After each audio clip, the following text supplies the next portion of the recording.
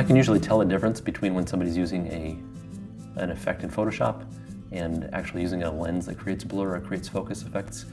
So aesthetically, I think it's more pleasing to create it from a lens. And also creating it on site in camera, it has a way of clarifying your vision and making the images stronger, I think, because you're creating exactly what you want at the time on site. So I like the Lensbaby products because they're different, and you get to play with blur and focus in different ways that you can't with other types of lenses. I've enjoyed that a lot. And I enjoy the range of different optics that they provide because you can do so many different things with them and create different looks, have control over blur and focus in different ways.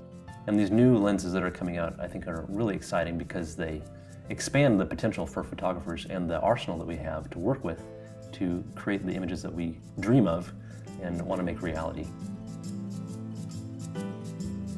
I really love working with focus and being able to tilt and shift focus, and the ability that gives me as part of my visual language to focus the viewer's attention on particular areas in an image.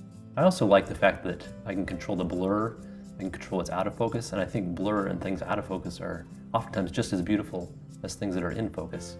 So those are reasons that I use different lenses like Lensbabies or a tilt shift lens or a view camera for different series that I work on.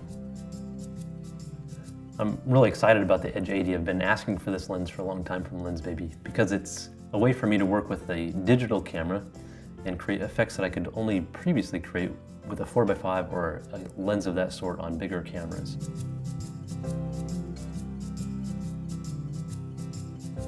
So we can create two different looks with the Edge 80. We can use it like a normal lens and just focus it parallel to the digital sensor, or we can tilt it and use that slice of focus within the image to create blur or create focus on particular areas in the image. With a tiltable lens, we can tilt the lens around, and so our focus plane also becomes tilted at an angle. And so that allows us to focus our attention on particular areas in the image, say for instance on the eyes or a piece of jewelry. It also allows us to create blur and create really beautiful effects with blur that we couldn't if we were working with a straight parallel lens. With the Edge 80, we have three controls for how we can control the focus. So first we can tilt the lens and shift that plane of focus at an angle. The second control we have is working with our aperture. By adjusting the aperture to say f22, we'll have a much deeper depth of field at that angle. Or opening it wide to 2.8, we have a really shallow depth of field and really beautiful blur coming off the edges of that focus plane. And then we can focus the focus ring and move that plane of focus in and out, or forward and backward within the image as well. When you're working with a tilt and shift lens, you have to be real careful about how you meter things and how you expose your image. Because as you tilt the lens, the meter in the camera doesn't read the light properly anymore.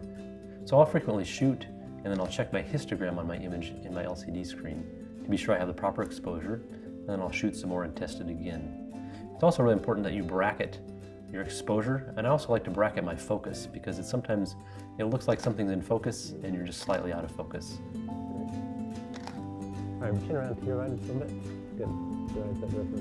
Using selective focus is a lot of fun, and it gives us a lot more creative freedom in how we focus an image or blur out particular things or focus the viewer's attention on particular parts of the scene or the clothing or the jewelry or the accessories or the face.